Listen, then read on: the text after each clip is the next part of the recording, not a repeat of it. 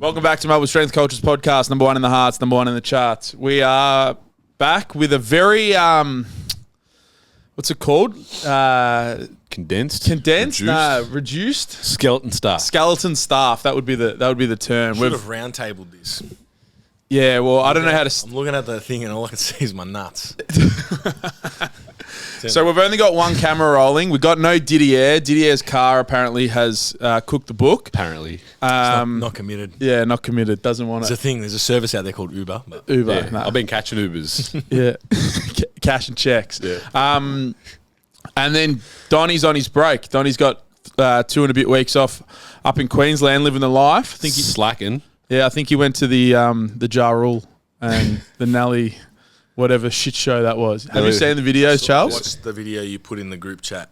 Someone goes, his promoter his manager should have told him to wear his sunnies. Yeah, I think He looked like he was having a good time, though. He's having a great time. Oh, look, I'm surprised you remember the lyrics. He pulled away from the mic and he, giggled. I'm more surprised that, the manager didn't be like, hey, Yeah, because he's having a great time, all for it. Did he take him off on stage, you reckon? No, that he didn't. Did he have him on to begin with? I don't know. he had him on at the club afterwards, so yeah, too little, too late. And then Ja Rule was walking around. Ja Rule definitely is on TRT, 100%. He's a TRT monster. Jack, how old is he? Jacked. I think he's 47. Jacked, proper V taper, his fucking back, They upper hand back out was the TRT. He also had a hammer on stage, just walking around with an erection. There was something not Did he right. have an erection or was he just packing heat? I don't know, man. That was a thick one. That's a thick, girthy. Salami. Yeah, salute. Big monster can. Bit of salute down there. But I didn't even know that was on. Apparently, Jack Hardman saw him at his hotel up in Sydney. Did you see that in the Discord? I did. Do you reckon Jack staunched him? I reckon Jack did. Every time we go to the Discord, hey, anyone got any ideas for questions? Everyone's just like, yeah, when's Jamie and Jack just going to box on? Yeah, I can see he's training for it, but I don't need any. You don't need training. You're ready. You're ready as it goes. Stay ready. Yeah. So what's news, fellas? How we going? What's going on, Charles? Nothing much. How's the training going? Training's good. Really, we're enjoying it. It's good. Ran the first 5K last week, continuous. What was the time? 36 minutes. Not the best, but my goal is, and I said from the start, 25-minute 5K. So that'll be fun to try and hunt that down. I've got to run 5-minute Ks. So that'll happen slowly. It'll be fun to start programming for that too and doing some more speed work. Sorry, fucking protein shakes speeding on me. Do a little bit more speed work and some intervals and stuff. I was watching some YouTube content last week on Paul Chalermo, which is he was a medalist at the Olympics in the 5K. Just some of the training that they do. Paul Chalermo from Kenya. He's from Kenya. Yeah. What does he do? 5K. Yeah, but what does he do? Oh no, he did. They did two 1.2 Ks with a 3-minute rest between them. Yep. 2 1Ks with a 2-minute rest. 2 800s, 2 600s, and then 4 400s.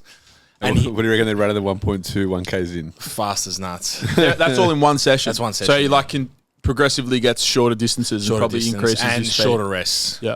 And maybe not then. Yeah. All I know is it's on this guy Lewis Orta, who's also an Olympic runner, marathon runner. It's his channel, and he goes to Kenya. He does this program where he takes. It started with his clients. He takes his clients to Kenya. He wanted to dive into the Kenyan culture of running and experience it all. And now he actually runs. It's called Running Mecca, and he takes people over there. It's like a camp to experience it. That's mad. Kenyan running, and they literally train. They run 5-6 times a week. They do activities and shit as well. So that all the people were looking at this guy's program, Paul Chalermo's program, and apparently from their perspective, it was hard as nuts. Yeah, they were looking at it before and going, "He's going to kill us." Yeah. So that's what. Because only the actual runners would go to that. You're not just no, they're not. Yeah, they're all like one of their long easy runs was 30K. Ooh. Like a long, slow, steady, easy run. They're just chatting along. And they run 5-6 times a week. They run every day. Yeah, 5-6 times a week. And they're like Lewis Orta's 55 kilos.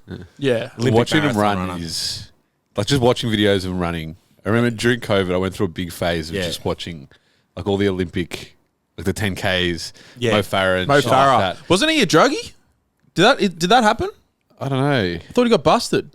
I threw my phone over there, so I can't fact check this. Check that up, Donnie. I feel like that's a big claim without fact checking. Yeah. All right, I'll check it out. Mo Farah's on that TRT. He's on that APO.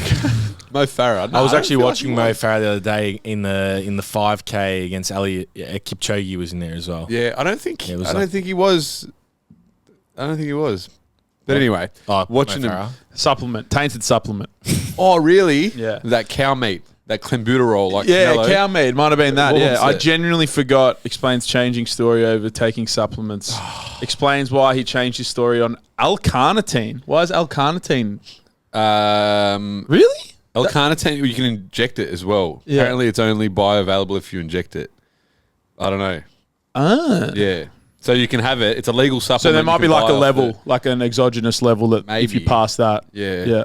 We need Luke Lehman here to explain exactly how L-carnitine. That's the neck level. I don't know. Yeah. I don't know. I think it's supposed to get you leaner somehow. Not sure. Don't know. It looks pretty lean. I don't know why. Sounds like a clenbuterol. Yeah, it sounds like L-carnitine's in like all the pre-workouts and stuff. Yeah. So it's not like a... We need a supplement head to hit us up. Yeah. Hit us up in the DMs about that one. Thank you. Yeah. But yeah, they're freaks. They're freaks. They're freaks. And it's like it's ridiculous. I remember I had a massage guy when I was working in Sandy and he would run ultras and shit like that, and I was going through my running phase when I was working through there, and I'll just be going for a jog, lazy 6.5 minute Ks, and then I forgot his name, Dion something. Anyway, he would be doing his cruisy runs at like low 3 minute Ks sort of thing. Like, oh wow. Yeah, like he's an elite runner. Holy shit. And I'd see him cruising past. Like I've never seen anyone run at that pace. Yeah. Like for distance, like I've done like I've seen Zatopek, at Olympic Park, like the proper running event. Yeah. You see him from ages away, and you see him run, you're like, oh, that's impressive. Like they've run fast. But then watching this guy while I'm going for a run, and I'm struggling, like glide, like it looks like they're floating, and it's just effortless. I don't know, it's poetry in motion. Some would say. So the first time I posted one of our rides I think the first ride that Bulls and I went on 6 weeks ago or whatever, I posted it up on Instagram, and my average speed was 23 kilometers an hour. And JP Kaki messaged me and goes, "Your average speed on the bike was what Eliud Kipchoge runs the marathon at." Man, and I actually thought that, and I was like, on the bike, 'cause you're on the road, you're like 23. It's not like now we've improved heaps. We're sitting at like 30 kilometer average, which is good, but 23 is still on the bike. And you're like, that guy is running that. That's what they run it at. And that's don't treadmills like commercial gyms only go to like 20 kilometers an hour? Yeah, I don't know. I've never gone that fast. Yeah, it's the shoes, mate. It's those canoes they're wearing, man. Canoes. Have you seen the videos on YouTube? So after Kipchoge did the 2 hour, the Breaking 2 thing, that have all like these running challenges. I think they had the running challenges like at Breaking 2. Yeah. Like at the event. Yeah, they can't stay on the treadmill. Yeah, and there's the treadmill. And they did this monster treadmill. Oh, the so huge people one. Maul themselves. Yeah. And they would try and do it and see how long you can maintain this pace for. And it's pretty cool that you can do that, because like I look at it in the context of like weightlifting or powerlifting. It's like you can't really ever give someone the context of like what it's like to pick up to feel that big weight. Whereas like most people can hop on that treadmill, last 15 seconds, 20 seconds, 30 seconds, and then be like, Jesus, how do they do that for 2 hours? I feel like most non-trained people couldn't even do that. Because you couldn't turn your legs over fast enough. You wouldn't have the coordination to get your legs going. We'd be able to last 20 seconds or something, 10 seconds. I don't know. I actually don't know, How fast would we run? If you did like a 12-second 100 meter, 13, how fast is that kilometers-wise? No idea. I don't know. When I worked with semi-pro soccer players and we did the player tech, like the GPS on them, the fastest guys were running 30 Ks an hour. And that would have been at a full top line, straight sprint. Top speed, like 20-meter efforts would push it on that. That would be running 30. Actually, the fastest was like 33, 34 Ks, which is like, that was like quick guys. Most people would sit between like 25, 26, 27. Yeah. Well, I saw a stat as well this year with the fastest in the AFL, and the top speed was like 36, 37. Yeah. That's top speed. That's elite that's athlete. the best athlete in the AFL. Yeah. Fastest. Even that sounds high, but yeah, it's maybe whoever it but was. 23. Yeah, maybe we would be able to hold 23 for a little bit. 10 seconds, 8 seconds. I'll tell you what. Let's get us on the treadmill. I'm slow. I would always come last in primary school. Yeah, I'd be like back of the pack participation. Yeah, like I was no slow twitch. I was slow. I'm slow twitch. What color was the participation? White. They're not medals. They were ribbons. Ribbons. Yeah, ribbons with the little bobby pin. I'd get the white ones. Yeah, the white ones. I'm a big fan of it. Yeah, walked away with something. I don't know what we're talking about. I was going to say, I went for my first run last night, fellas. I know we had a little chat about this in the office just before, but see, I was the opposite. I was always the fast kid, and sucked at all the long distance shit, and just gave up. I was like, fuck this. Like, I'll just do the sprints and the jumps and stuff. And so I was sitting on the couch last night, and I was fucking. It was like 8. It was late. It was like 8:30. Like, day should be done. And I had a pretty good day yesterday. I felt like I'd won the day, quote unquote, won the day, done everything I needed to do. And I was just scrolling TikTok, and David Goggins comes up, and he's like, "Yeah, you just got to do hard things." It was just something like that, like one of his fucking typical rants. Soundbite, Goggins. You've got to do hard things. Like, and Joe Rogan talks about this a lot, and I've been listening to more Joe Rogan recently, but. Just got to do hard things. And I thought back, what have I done today that's hard? And it was fucking nothing. Like, I did my work. I ate well.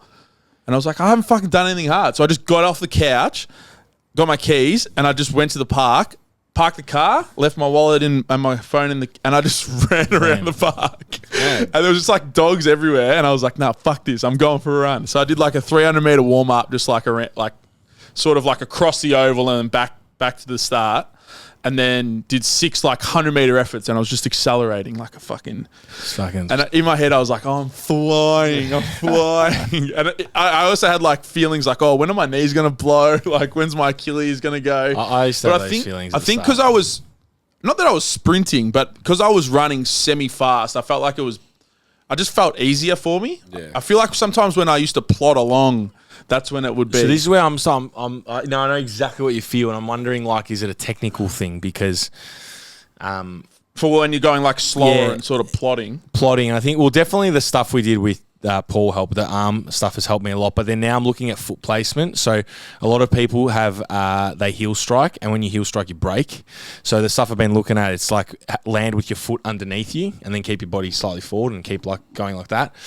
It's definitely felt way better for me focusing on that, like almost shorter strides. But then I know what you mean when you run like faster, you feel like, but then I reckon it's a psychological thing. But then you can't maintain that thing. Bro, running steady is boring no matter what pace. Yeah, maybe. Way more boring. Do you reckon it's that? Yeah, for sure. Something, and this is what I was saying before about the runners. I want to say is like the 5-6 days. I don't know if I could just do running. Yeah, well, I actually have some genuine questions, and I wanted to ask you boys, because if I bring in what I did yesterday, because I know you were talking, and we even just put the reel up today about like the two main, you do too hard, like too much intensity of the cardio stuff, or too much junk volume, trash volume of the lifting. It's like they're the two biggest problems that you're starting to see with the balancing of the two.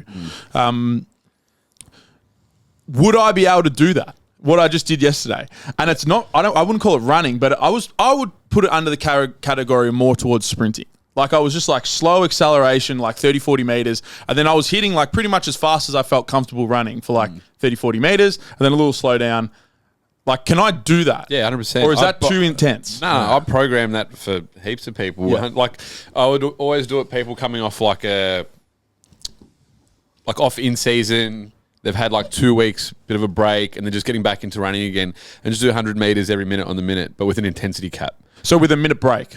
Or on the minute? Every minute on the minute. So 25 seconds and then... Yeah, and depending on the individual, I'd either get them to do like 25-second hundreds, like lower RP obviously, like 25-second hundreds is pretty cruisy, and then you'd have 35-second rests. Yeah. So it's almost like a 1-to-1 work-rest ratio. It's pretty aerobic. I reckon that's probably what I was doing. Yeah, so I'll just program 1x10. Yeah. You get a K of running volume in there. It's quality. You're not super gassed. Of 10 100-meter efforts. 10 100s. And then you maybe that's what I'll start. Do 2 6s after that, 2 8s. Is that how you progress it? Just volume. 2 6s is into... 2 sets of 6. 2 sets of 6. So you might do like 1 set of 6, rest for 3 minutes. Yeah. Another set of 6. And then you can just build that up. Or you can do just 1 set of 20, but that's boring. Like, I would get bored doing that. I want to start looking at doing some of that stuff for my 5K work to get the speed up. So start doing 100s, 200s, 400s to try and get my ability to hold that, because I've got to get to at the end of the day, I've got to get to a 5-minute K. Yeah. There's no two ways around it. I've got to be doing 5. Yeah, you need speed work. I need speed work. And you need to get above. Yeah. Yeah, and this is where that real and a lot of the stuff is in the context of lifters getting into cardio. Yes. As well. So it's lifting, low volume. Zone 2 work is fantastic and it will build people up, but you need high intensity work as well. You need to be exposed to it at some point. You need to, because if you want to run fast and you want to be able to maintain speed, you've got to do that. And then for the capacity work, the zone 2 work, that's your ability to recover as well from high intensity efforts. And be able to, it's just less fatigue. So they say the 80-20 rule, 80% of that, but then there's 20%. 80% at zone 2. So zone 2, and again, I'm new to all this sort of shit, but like that's more just like your general, what you would consider aerobic work. Be able to maintain a chat. Conversation. Like that's the conversational pace is the easiest way to explain it. I order a quarter pounder. Huh? I order a quarter pounder as I'm running. Yeah, I was running a quarter pounder meal with Coke and 6 nuggets barbecue sauce. That's way better than mine. What the fuck? Yeah, that's how you do. I tell my clients, you need an unbroken sentence. That's about 15 words. Yeah, so I was like, you're like fantasizing about a quarter pounder. It's just, I don't know, it's just easy. I'm like, it's an easy sentence. That's really good because mine was shit. I remember I was just on my street, but I was going to yours after. I think you were having me over for dinner or something. Yeah. And I needed to go to Woolies and I was going to bring a few like just soft drinks to yours. So I was telling myself what I was going to do in the afternoon. So I'm jogging down my street. Like your to-do list. Yeah, I'm going to head down to Charlie's. I'm going to get a couple bottles of Sprite and a couple of Coke. And you're saying this out loud as you're running. I was saying it out loud. I was by myself and I was joking. Around. Chelsea's pretty quiet. No one was around. Yeah, during the day as well. It's pretty quiet. Yeah, it was pretty quiet. But I was doing that and I was like laughing. There's some 21-year-old thinking, I should move down to Chelsea. Sees Buzz run past in a weight vest talking to himself. Yeah, I'm going to drive straight past Chelsea. So I also think the zone 2 stuff though. The zone 2 stuff is still like for me, and we've discussed this. Like my 2 runs a week, I'm definitely not in zone 2. Like there's still. Wait, I want to come back to this. Just how often do you have to say the sentence? I just check in. You just check in occasionally. Like when I look at my heart rate, go, what's that at? Cool, and I'll just check in and be like, how fucked am I? Quarter pounder, medium nuggets, fucking whatever. Royale with cheese. Royale with cheese. Speaking of Royale with cheese, I didn't fucking realize Jimmy is Quentin Tarantino. Jimmy, the guy when they take the dead guy, when John Travolta blows the guy's head off, blows his head off by accident in the car, and they take it to Jimmy. I got a mate up in the valley, Jimmy. Jimmy is Quentin Tarantino. Yeah, he's got a few cameos. He plays the Aussie guy in Django too. That was just a little sidetrack. Where were we going after? Yeah, zone 2. Your zone 2 work, some of it's still not zone 2. No, it's not zone 2. So after the brick, so I'm only running twice a week. I'll run tomorrow and I'll on the Saturday after we ride. So after the ride, my heart rate gets high. But I'm also like the talk test. I've noticed it's getting better and better. I can still throw the sentence out there, but I can notice subjectively it's a lot more difficult. I reckon temperature's skewing those sessions as well. They're hot as well. They've been hot. Oh, really? Not one. Well, I don't think we've done one brick that's been sub 30 degrees. Yeah, they're hot as. Like we're dying. Like we should go earlier. Whatever. We can't. We want to sleep in. We go at 9 a.m. But by the time we're running 10:30, 11, it's fucking cooking. hot, man. Yeah. And then that would definitely make a difference. Last week, the 5K, I noticed. So I got a couple things here. The 5K, I got to about 4K in, and I was like, "Oh, I'm starting to struggle here." And it was like, I was like, definitely, just naturally, the intensity, because it was a longer duration than I had done before, the intensity was just ramping up. The week before, when we were in holidays and I was barely training, I only did like 2 very half-assed strength sessions. So there was minimal training fatigue. I ran a 3.5K, piss easy, piss easy, like.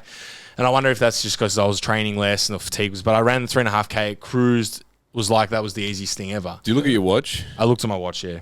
Do you look at your pace as you run? Yeah, I just have it. I don't dictate I don't adjust pace according to my watch. I just have a gander. So I think that's the biggest issue with people's like intensity gauge is they watch look and they suss their pace and they'll use last. I'm not saying you're doing this, but their last one's pace. But it's so variable. Like it's just variable. Everything should be. Yeah, it should be. And then the zone 2 stuff, I think, is best guided by intuition. If you go by pace every time, then it's.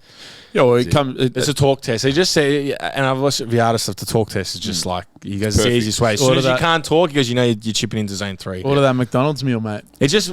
Again, and I just order the McDonald's meal.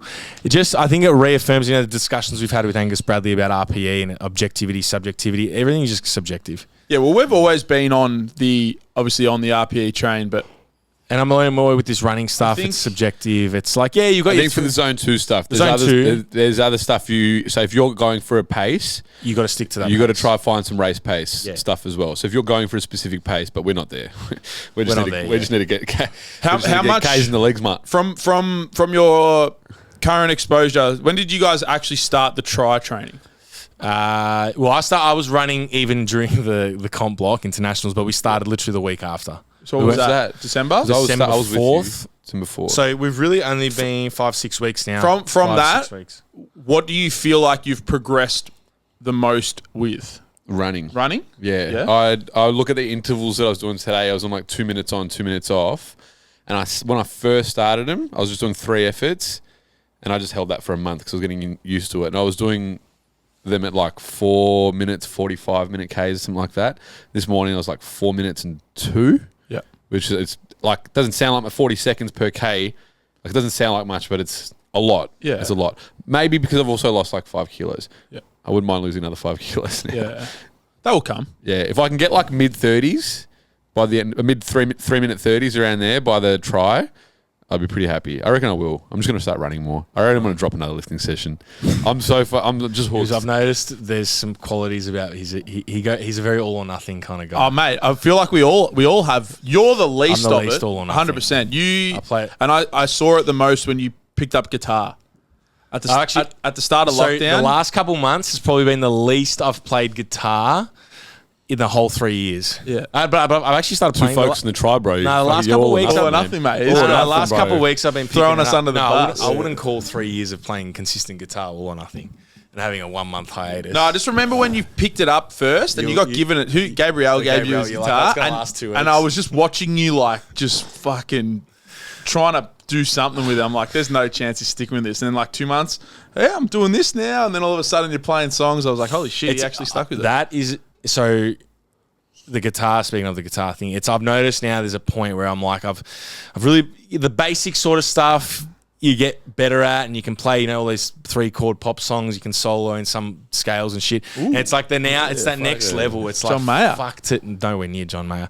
The next level, it's like you got to dedicate time to. Yeah, it. well, it's like any skill, man. Like you get those easy gains. Well, not easy. Like there's still hard. you got to work for them, but there's that quick progression, and then You have it a tapers greater off. appreciation for proper musicians because it's not, and there's obviously a lot that would just from young age and they're just talented and they're the ones that get through and stuff, but they've still been doing 20, 30 years or Absolutely. whatever. Like Elton John played the other day, Amy Park, 76 years old.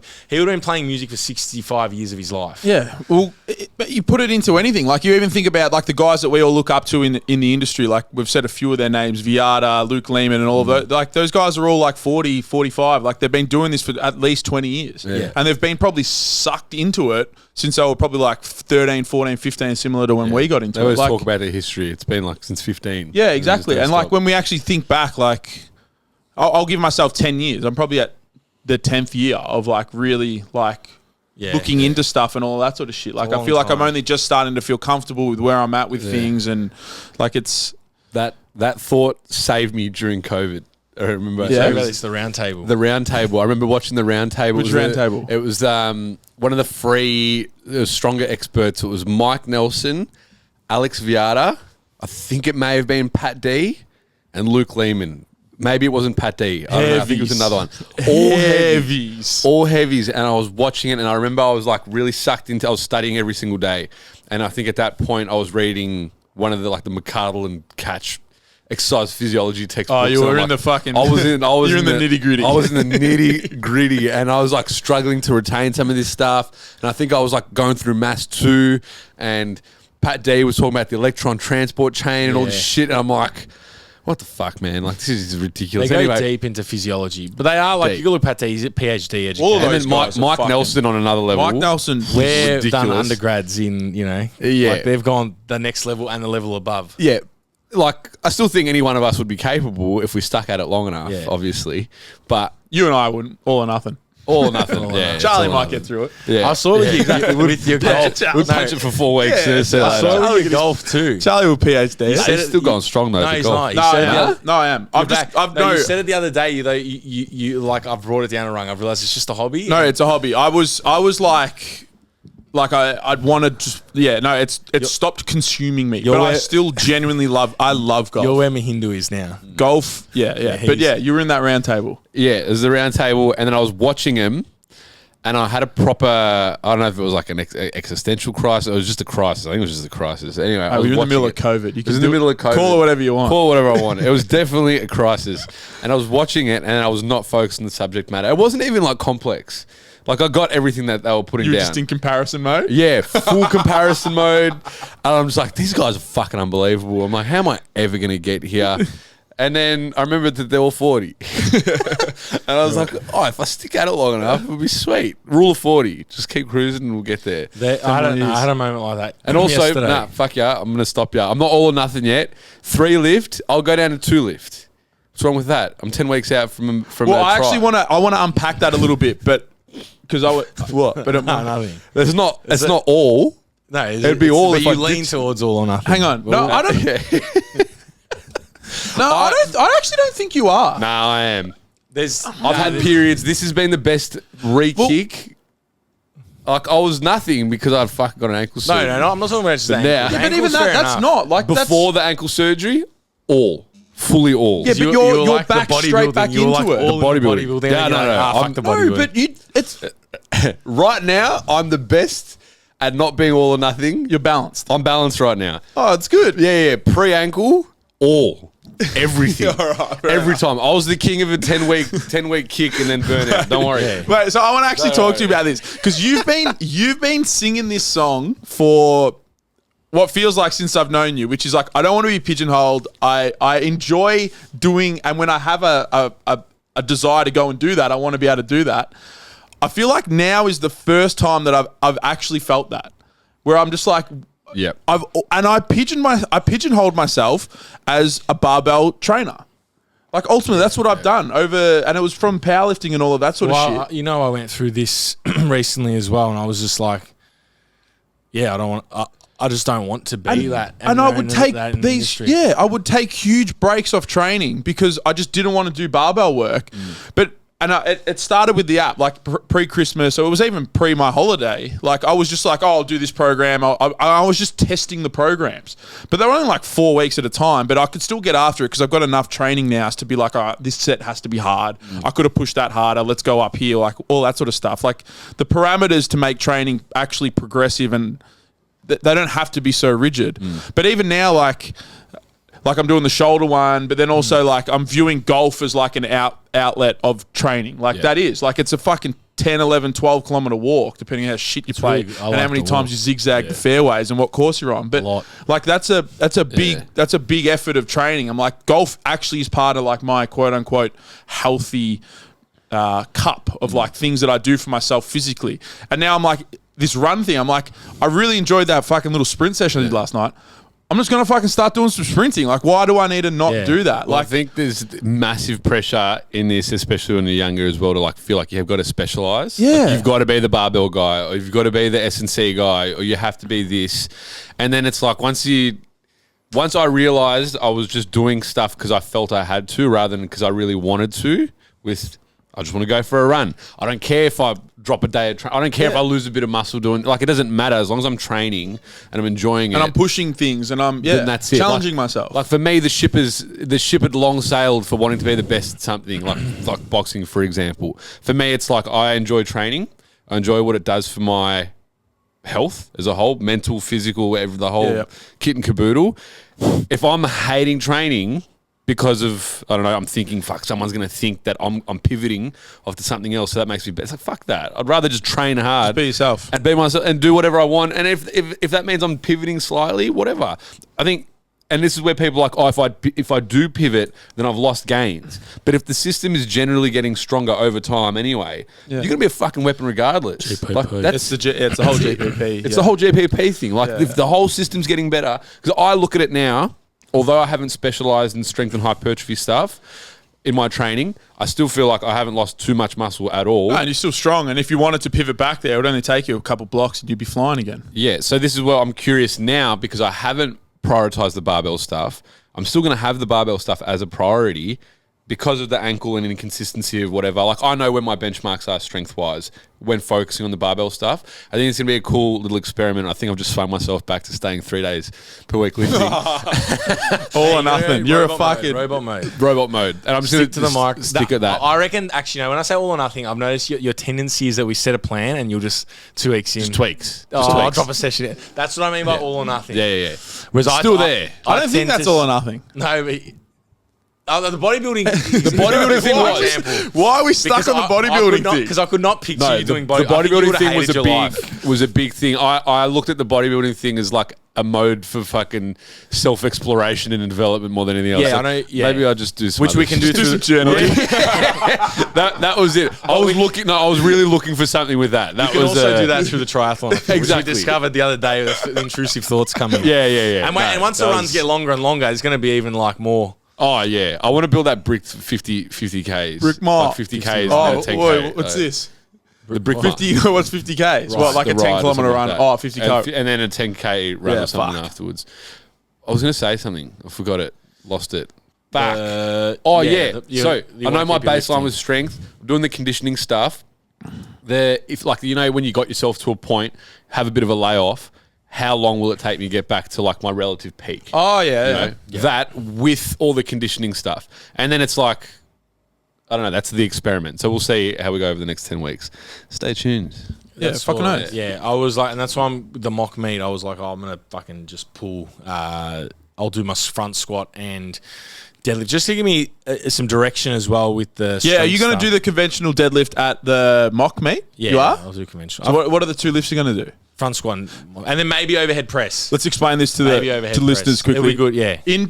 In November, was April. it? Oh, November, yeah. November, we ran a mock meet for just our coached clients and some of the gym members here, which didn't have to be just power lifts, but it kind of just halfway through, everyone was just like, nah, I'm just going to do squat, bench press, and deadlift. A few people only did squat, a few people only did like whatever, but I think some people did like SSB. yeah. The plan with it is to have it almost like a community day where like we have a mock meet, you don't have to do squat, bench, dead. Charlie's now talking about doing a front squat and a conventional deadlift because that's a couple of the lifts that he's pushing. Maybe overhead press. And maybe overhead press. Yeah, I'm going to do a high bar, beltless, sleeveless. Yeah. I was going to do an RDL, but it's too hard to standardise. Yeah. Unless you kiss the floor. Yeah, I'm just going to pull off the floor. Yeah. But yeah, we're going to run our next one, which is the last Saturday in April for this year. Will be the first one of this year. We're looking to probably get at least 2 of them in this year because it was just a fucking awesome day. And then we'll probably throw. I think we're going to do lawn bowls afterwards. It's just like a community social event, which will be good fun. But so if you want to get involved with that, and if you want something to train towards, let us know. Or if you're a new client or whatever, and maybe want to set yourself a target the final Saturday in April and you want to jump in on one of the boys with coaching and all of that sort of stuff, we have an offer running currently if you are interested. But so you're thinking about doing front squat and conventional? Yeah, just fun, but slamming also it. to What do you reckon you get your front squat to? I don't know. I did 2x8 last night at 120, beltless, just with sleeves, and I don't know. I actually don't know. 180 would be cool. That'd be a cool number. I feel like probably not that far away from. I feel like you'd be able to do that. Has to be with jail plates. I Not calibrated. feel like it has to be with bumpers in case you fucking fail it. Yeah, but we'll have The ground. Nah, you won't fail we'll it. have squatters. You'll be right. You won't fail Is your it. front rack getting better? Yeah, it's getting better. Been doing just 2 drills hanging, and then the half kneeling bicep curl. Oh, yeah. The one Angus Bradley got that one from Angus Bradley. Stole that one. Just driving some ER, some posterior expansion through the upper thorax, upper back. That one helps heaps. I feel like a significant improvement in my front rack. Yeah. So I do just like 2 sets of that with some hanging, and then but then also just jamming it in there with the weight. Nothing a bit of Just force it. force stretch. I just don't enjoy it. That's something that I swung. I did 2 weeks. I'm like, no. that's fucking I've got no shit. heart. So these are the I've got no No, you heart. don't. They're a fucking shit movement. These are the conversations that so he was like G'd for front squats, and then we did them like twice, and he's like, Yeah, but I also SSB'd for like a year and a half, 2 years, and I just can't look back. So I don't It's actually just so good. I don't The actually SSB is like best. the SSB. No, the reason I don't know, I do. It's great. Sorry. For me, I'm really enjoying the front squat because with all the benching shit I did, that opening of that, Has it been helping? it feels way better. But you're also not benching 3 to I'm 4 not times a benching. week. The other thing that's been helping is rope crunches. I saw you doing some ab. You actually looked jacked when you were pulling that ab down. Fucking, It's for the gram. that fucking real A. flunked. Like 350 plays. Oh, That's mate. all right, mate. Back on it. Back on the Out horse. of the rhythm, out of the algorithm. Did you get the rig out? Yeah, it was hot. Are you gonna It was too late in the reel to show if. Oh, if you- really? yeah, it was like the 5th exercise in. Oh, bro, what are you doing? Only the true fucking watchers would have still been watching it. Staying You need to get the fucking rig at the start. It's about the hook, brother. You got to clickbait them. You got to hook them in. Or you get the budgie and just ram it up there. Training the budgies. Smugglers. Yeah. Yeah. I was actually thinking training the budgies, trying to send it over to them, get a deal with them. With the budgies. Budgie smugglers. Strength culture. Yeah, fucking oath. Get the budgies out. Tap into the triathlete market. Quantum undies. I don't know what we're going to say. Fuck. Oh, anyway, I think we've found a good rhythm with it all, because I know I was definitely feeling it with the hyper fixation on powerlifting. And I was having thoughts about this too. I remember the first nationals we went to was 2016, 17. I remember, and like Amir Fazali was competing and stuff. And I look at all those guys now. I go, those guys that were competing 5 years ago, they're all doing different shit. Still strength training, but he does his jiu-jitsu or his wrestling. I think he's in wrestling, like actual wrestling. Yeah, yeah. He's Roman Greco wrestling. Yeah. But I noticed they all get It's very rare to find a true like one lane like specialist powerlifter. Like they're definitely around, no doubt. They're definitely around, and those people are killers. 5 years plus. Yeah. There's not many though. Yeah. I think the crux is you just got to keep training. But you see these guys, that's how they keep training. Like it's if you were restricted to that, and we see it with so many people that feel like they're almost like failures for quitting, and they just don't pivot. Yeah, like there's just they just lack fall of pivot, out. and then it's just done. Well, I think that was me. I honestly would put myself in that category where I felt like I didn't want to powerlift anymore. I didn't want to barbell train anymore. Yeah, there was the whole COVID thing going on and all that sort of stuff. But I've actually really I've struggled with that area of my identity, being like, what the fuck am I like? Sometimes I even have the thought, I'm like, what the hell am I doing? Like, I'm trying to build this like health and fitness brand, and I'm like, I call it a slob, but I could be like a slob. But like, and that was a moment last night, just sitting on the couch. I was like, what have you done hard? So I'm going to try and do more hard things, but not just physical training related. You've made me want to accumulate today 1,000 meters in the pool. Yeah. Yeah, do some hard shit. Because I've done the most. I've done 600. Yeah, fuck 600, man. I've done 600. Who's going to carry the boats, man? Yeah, easy grand. Huh? Easy grand. $1,000 today. Oh, not $1,000. $1,000 in the bank, mate. No, well, Mike, it's fucking hot today. $1,000 in the bank. It's fucking hot today. I was like, I don't know. So I'm going to go Franks and pools. Sweating the fucking indoor. Accumulate minutes. Franger. Minutes. Before Before we move on from this conversation, I just want to touch on one more thing, because I think, and you were hammering it before, the burnout powerlifter stuff, but I know you've had the conversation with some of your client list, and even some of those guys are starting to feel. So I was saying this to Buzz too. I noticed two things when I started changing my message from my powerlifters. They left. They didn't resonate with me as a coach anymore, or they jumped on board and were like, yeah, give me running, give me jumping, which I love. Yeah. But I guess that's what I want to, that's the message I want to put. I'm not this hyper specialized powerlifting coach. I hate it. I hate the message it pushes. I don't resonate with that at all. I want to be, look at these guys. I really fucking like the Fergus Crawleys of the world. And I look at them now. They have become the new idols that I'm watching. Like I'm consuming their content, and I'm just like, these guys have been doing it for 15, 20 years. And they push that message too. They're like, they just tick along.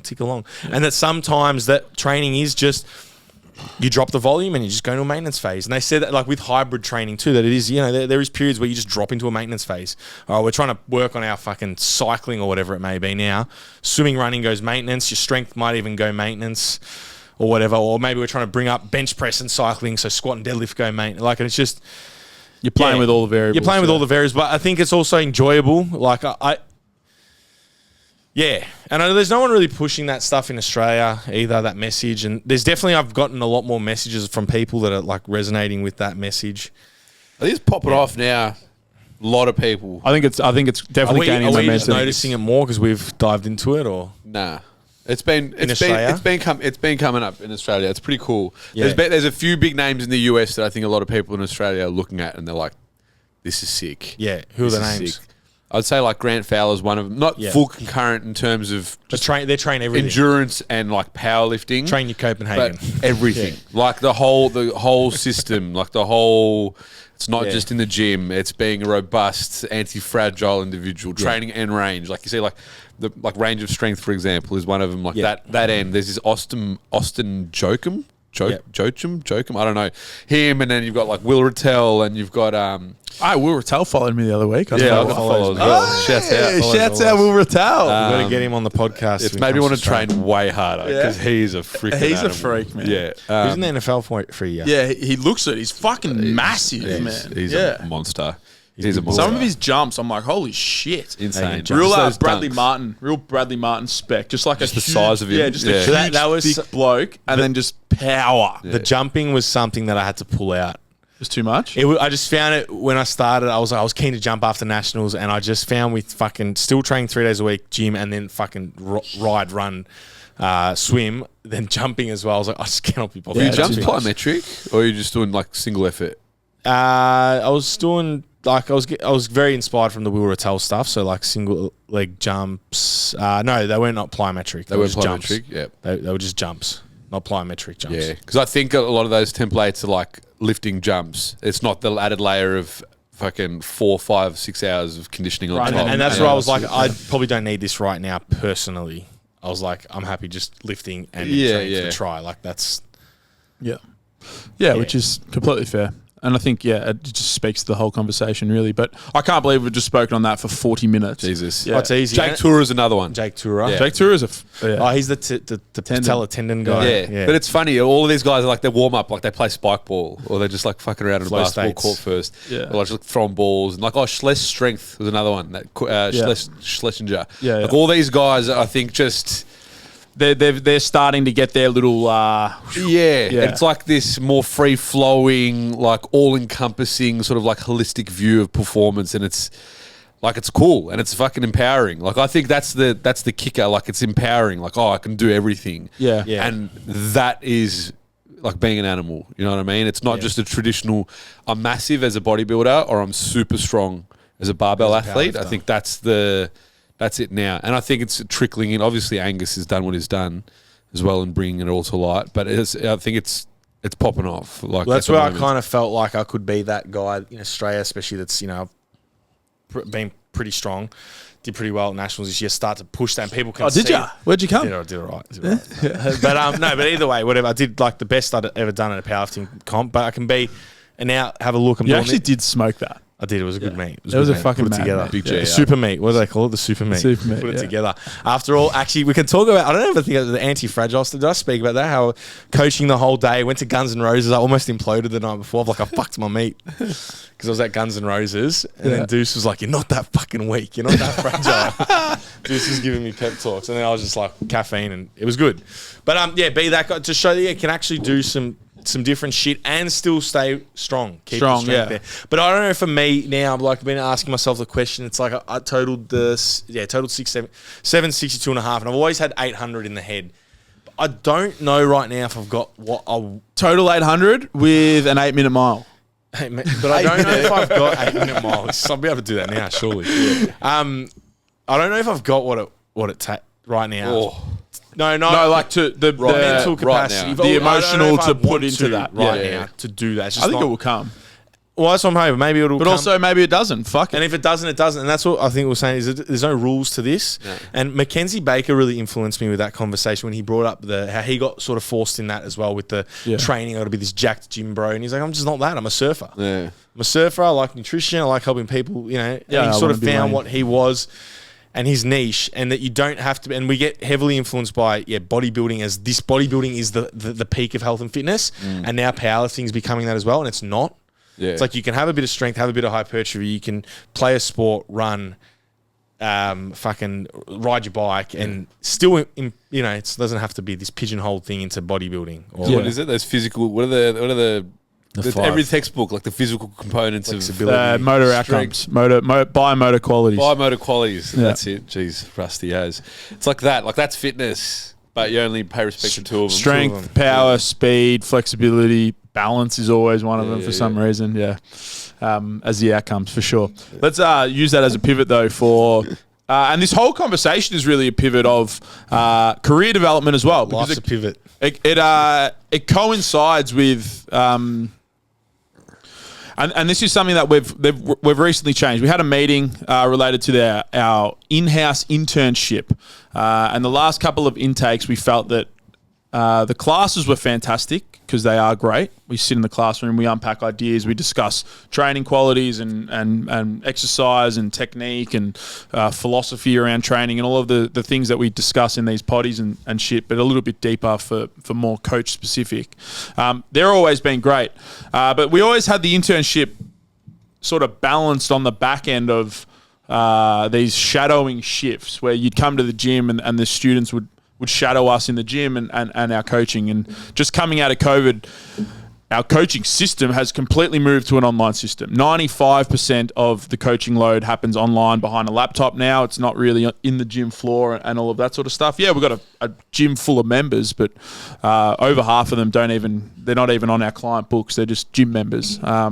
So that part of the internship definitely sort of fell away a little bit, and it was like, are we wasting their time coming? I felt that. Yeah, I definitely felt that we were wasting their time. It was social. Like it's always nice to have them in the gym, like the interns, but it's just socializing. Like, and you feel for them because I know that the quality of the internships I did was founded on conversations with like the mentors, the people that work there, whatever, but then also the opportunity to coach and like get those coaching reps. And those early internships that were heavy coaching reps. Like take a 1-on-1, go for it. Take a 1-on-1. We've got someone new in there, and it just didn't happen.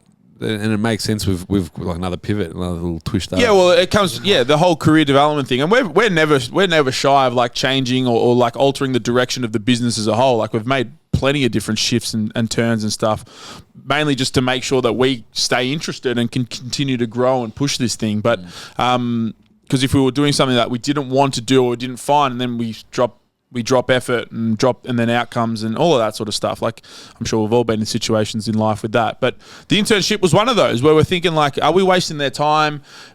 Is this built the way that the best way it could be built?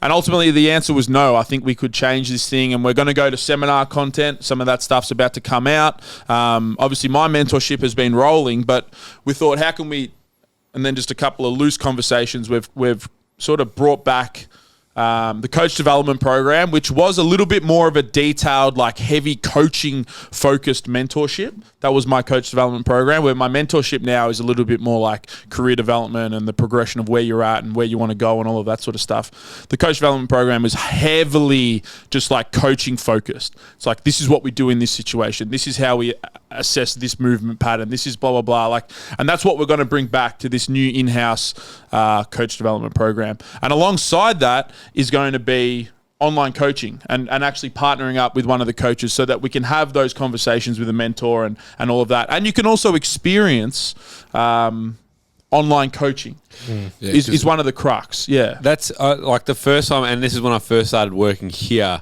because I'd come from just S&C, and in S&C and sports S&C, there wasn't this big online coach culture. Like it wasn't a thing. Like you work in private sector S&C, and then I'd started working here, and then everyone's got an online coach. I'm like, what the fuck is? What are you? And everyone's telling me you got to get a coach, man. You got to get a coach. I'm like, what do I need a coach for? Whatever. And then I remember I hired my first coach, and whatever. Over the years, I've had a couple, and you learn so much from being like just seeing how someone else does it, their check-in process, the way they administer a program, the justification for certain things, how they navigate things. Because I bought a few textbooks in my time, I read a few blog posts and whatever else, and it's all been mega valuable. But seeing that, being in it has been like every single time. And you guys, like when you have a new program or you've started with someone, and then when I've got a new program, how quickly you see like a little bit of a shift and these new thoughts and these new practices and what it does for your own clientele. You know what I mean? Like absolutely, it breathes new life into the way you do things, because you can't get stale. Because I know for a fact, and I've toyed with this idea too, is like probably not until I go to Europe, I'll probably just keep learning all this hybrid shit. But I know I've looked at like Alec Blennis as someone like out of left, real hybrid, crunches like aerobic work.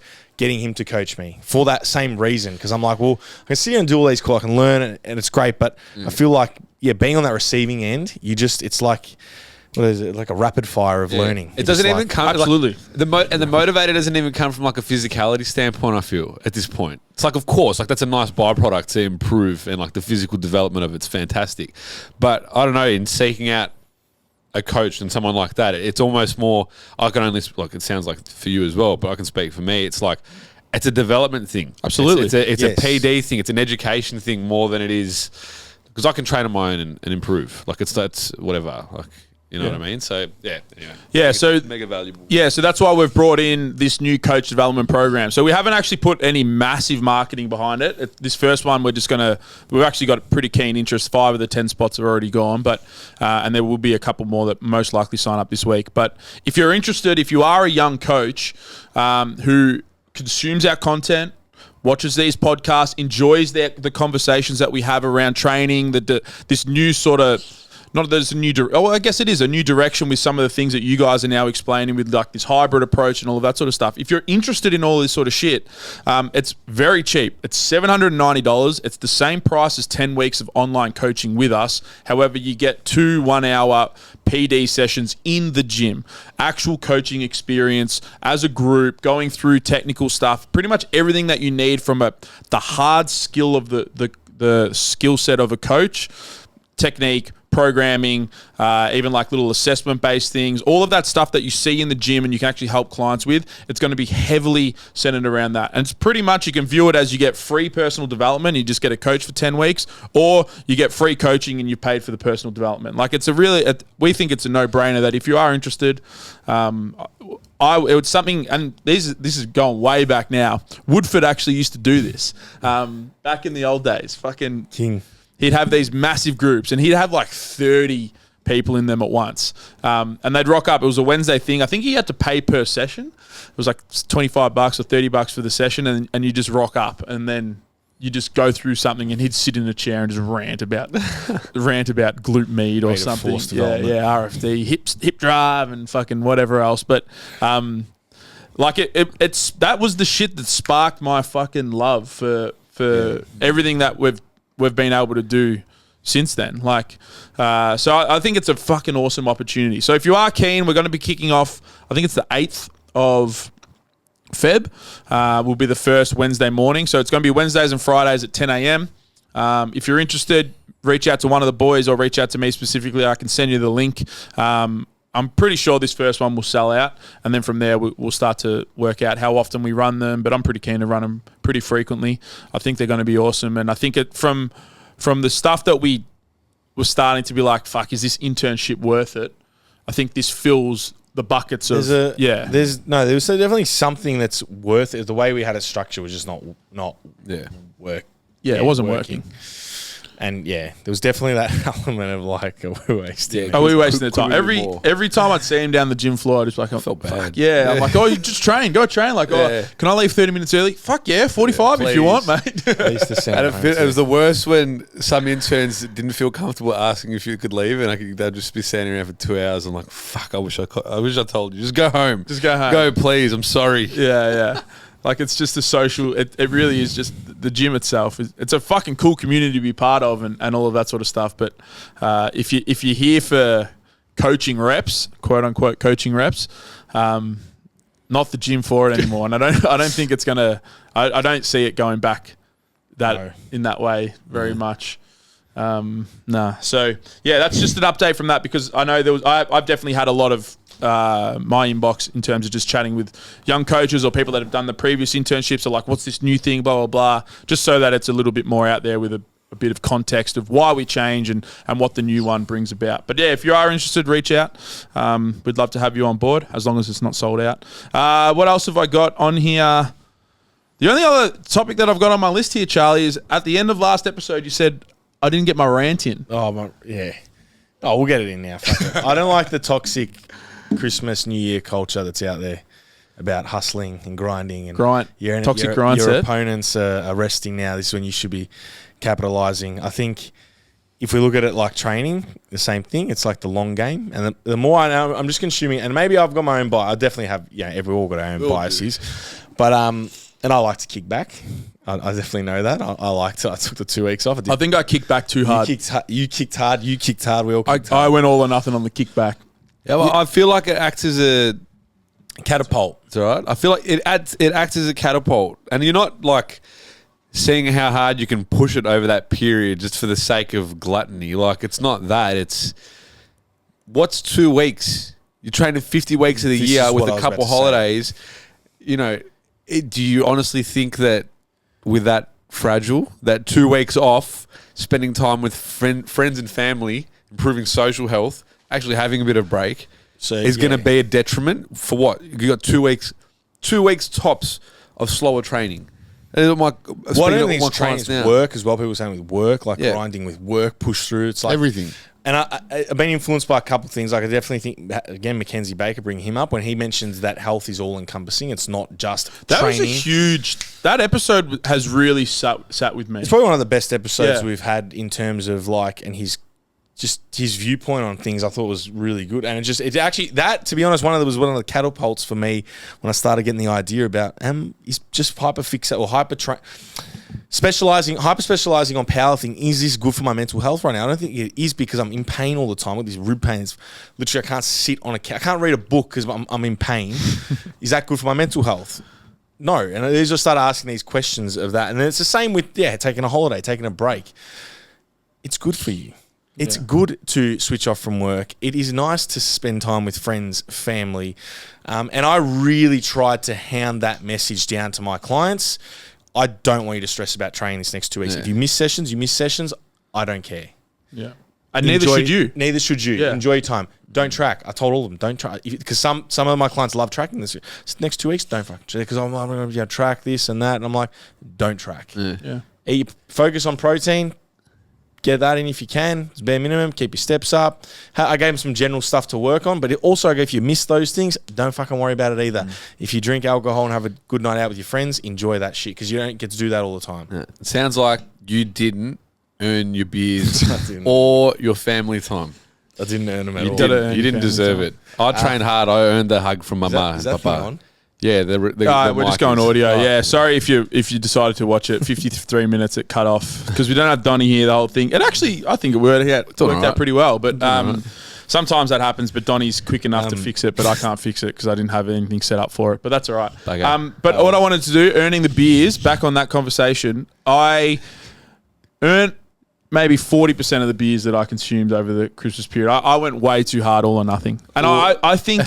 I'm going to say this now, 11 months out from the next time it's going to happen, but I'm going to try next summer to not just go full, shut everything off. I think I just want to keep a little bit of momentum, just a little bit. Yeah, I think it does help in getting the first 2 weeks, getting through the first 2 weeks of reestablishing routine a little bit easier. Yeah.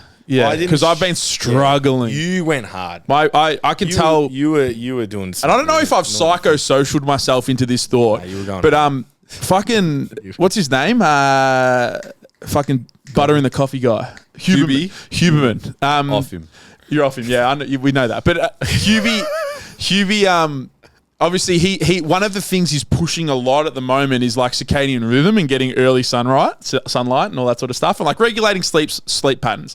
And it definitely helps. It 100% helps. Consistent wake ups. Consistent wake ups, consistent bedtimes. Not that you have a morning routine, but just doing something positive in the morning, like going outside or a small walk or something. All of that stuff definitely helps. Yep. And I've felt coming off that break where I literally, it was a bender. It was as much a bender as you could have had. Oh, it was fucked. In the group chats, everyone's like, what's everyone doing today? It'll be 12:30. I'm I'm 3 reds deep already. I'm just fucking slammed. I'm at a winery or whatever. Had a great time. Loved it. Earned it and loved it. But I have felt in the last 10 days, just to get me started in the morning, I feel like a Mack truck. I'm just just can't get off the line. I want to sleep in, keep snoozing the alarm, all that sort of shit. Today's the first day that I got out of bed. I only snoozed twice, which twice is my normal. That was before. I do two snoozes. Bang, I love a snooze. Yeah. I love a snooze the fuck out of it. I like a 2 snooze. 2 snooze, 9 minutes each, 18 minutes, bang, out of bed. I was doing 6, 7, 8 snoozes last week. Yeah, I kept snoozing. I'm like, what am I doing? But I couldn't, it wasn't normal behavior.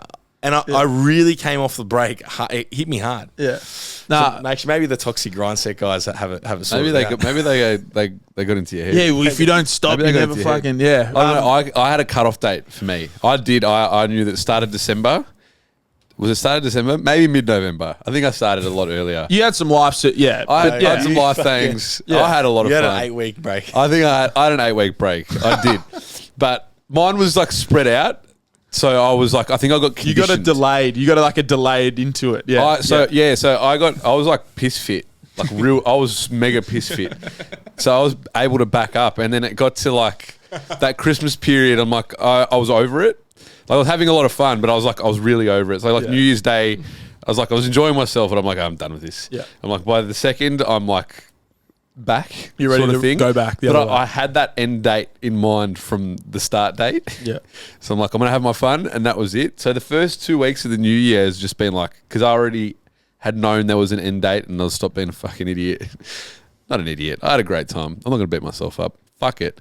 But now I feel great. I didn't have that 1 week delay. Yeah. I'm just like, I feel good. Google Calendar. I've gone hard on Google Calendar. Yeah. Color coded. Color-coded, Everything. fucking 5-minute blocks. And runners high off my head. Runners high is legit. I had a runners high legit, last man. time. I got home and cleaned the house. Maybe that's going to snap you out of Mack truck into... No. Well, I think that's Santa all part Fe. of it. I think I just needed... And that might be the individual moment where I was like, all right, I'm back in it now. Yeah, Because today I woke up really well. I got up at 7 a.m. like normal. Like I was just Today out was of the bed. first one. I booked something in early in the morning so that it forced me to like just go back to some of those old routines that definitely helped me keep consistent with my things. But You need a buffer though. Yeah. You can't beat yourself up that No, but first week. You got cruise. I'm not saying Yeah, you're beating yeah, yourself up. yeah. More as like a overarching message because I got clients now this first week, second week, like everything feels shit, but I'm showing up. I'm like, that's good. That's all you've got. That's all that matters. It's amazing though that because that for me is such a normal thing now. It's like I know I've had a week off, 2 weeks off. It's like you're going to come feel to shit. training. It's going to feel shit. I know that's just like so. And I've got clients too that also like can't. And so I've got to educate them, and they can't comprehend why. And I was like, doesn't it make sense? You've had 2 weeks off doing nothing. It's gonna be Nothing. Nothing. Pretty simple shit. that. It's gonna feel pretty shit. It is, but then it's like that third week comes and it's like you're a fucking animal. you're exactly as you were. If maybe before better. That 2 week you've got 2 weeks of doing no training, 2 weeks sluggish training. Third week you're exactly as you were before you took a break. Yeah. For me, it and I doesn't think even And your feel like a social, your week. social cup's full. Your emotional cup's been fucking replenished. Like yeah. Deal with that delay, and this is where the toxic grind set, whatever the fuck they are. It's like you fearmonger people into thinking they've lost all these gains when it literally took them 2 weeks, which in the scheme of everything is nothing, and people are back to normal again. That's the summary. That was the point I was going to make before. Is that what I've been is like? It's a time game. All this, everything, getting strong, time game. Yeah. Wanting to do the stuff we're doing now, triathlons, doing longer triathlons. It's a time game. It's maintaining strength and doing the triathlon. It's a time game. It's not made or broken in one session, 1 week, 2 weeks, even a month. Maybe a month's starting to tick over a little bit long, but actually, no. You know what? It's not even in a month. I go to Europe for a month. Nothing's going to happen. No. I'll come back fine. I'll train. Yeah, I'll feel like shit for 2 weeks, and your training will feel like shit for 2 weeks, and you'll be That's back. it. You'll be back in the swing of things. Absolutely. and you'll So- want to launch harder That's what every time. That's what allows for sustenance of exercise and training over a 20-year period. And not a 6 month period or a 1 year Because or 3 years, whatever it is. You're not getting That's- a micro advantage over your opponents because they took 2 weeks off over Christmas. I'm Everyone's sorry. my opponent. No, but you're not. And that's that message that is like, oh, I'm going to, your opponents are taking a break. This is when you work harder. No. Yeah. Because if you stick at it for 10, 15, 20 years over the law of averages, you're going to be ahead of them. But anyway. I'm a recreational lifter that's trying to lose 5 kilos body weight. And yeah, my opponents are getting shut When the my I'm opponents talking are about sleeping, work. I'm slamming rosés. This is what I'm talking That's about. what I do. Work. Oh, It's not, yeah. not just a recreation. I'm talking about like work and like the business and stuff. And Yeah. Opponents. opponents. Yeah. Like we said, just showing up, continuing to improve over time. You can have your week, 2 weeks, 3 week, 4 week, even 4 week holidays. Like we're taking extended I like holidays. it. It wasn't really a rant, Charles. It was a well thought out idea. I had a week to sit on it. Maybe Yeah. last week it would have been a rant. I would have got away. and Created been some emotional. space. Yeah. I've been doing Sam Harris too, so maybe I'm more level headed. Yeah. Fucking hell. Back Some on of the, the, yeah. back on the Yasu Sotiri. Before we wrap this up, what we will say is obviously, if any of this conversation today sort of triggers a desire in you to get more from your training or pivot things or change things up, reach out for coaching. We do have an introductory offer on at the moment if you're coming on board with any of the coaches here, and we'd love to see you in, even if it's just for a chat with one of the boys. Reach out to them. we're here to help. We are here to help. And we're here to help make this thing hopefully more enjoyable. Hopefully that's something that comes across our content, is that we want you to enjoy this process, because you should ultimately enjoy it. Health and fitness should become part of your habit and who you are. And it shouldn't feel like it fucking sucks and you're grinding and it's just crap the whole time. There will be periods of that and you got to stick through it, but ultimately you should be enjoying the process. You should be setting up your week for success. Yeah. So set up your life. I'll change your life. And that's the client-centered approach. Yeah, Work absolutely. with the client, not tell them, hey, you're doing this and this is the only way. Yeah. So we're here to help, and if you want help, reach out. And also, if you're a young coach in the area, Wednesdays and Fridays, 10 a.m., come and get some free upskill. Join the coach development program. Reach out to me if you're interested. It is free. Ultimately, it is free, mate. You pay for 10 weeks of training. The upskill is free. The upskill's free on top. Well, you can choose. Is the upskill free, or is the coaching free? The coaching free? It's up to you. One's free, or 50% off both. 50% off both. It's up to you. But yeah, thank you very much for listening. 5 stars on Spotify if you can. Subscribe to the YouTube channel if you're still hanging around on a black screen. We appreciate you, and we'll see you next week. Take it easy.